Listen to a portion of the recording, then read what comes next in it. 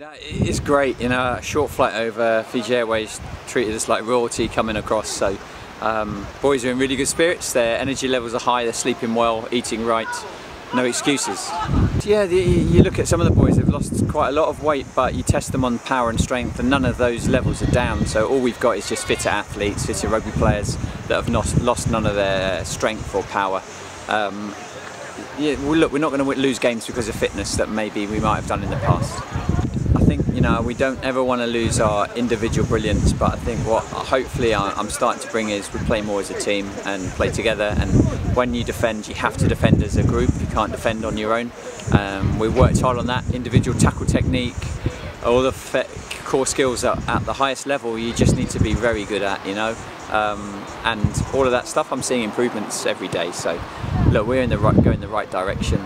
Really excited about this weekend because we've got a team that can do some real damage over the next 2 weeks. I don't know who's going to want to stop you boys when we're hitting the ball hard, but if you're taking the ball standing still, anyone can stop you. Okay? No. I really enjoyed this week, been really sharp session, so thank you. Let's go and remember what I said last week and yesterday and the day before. We're here to have fun. You have fun, do things right, we win games.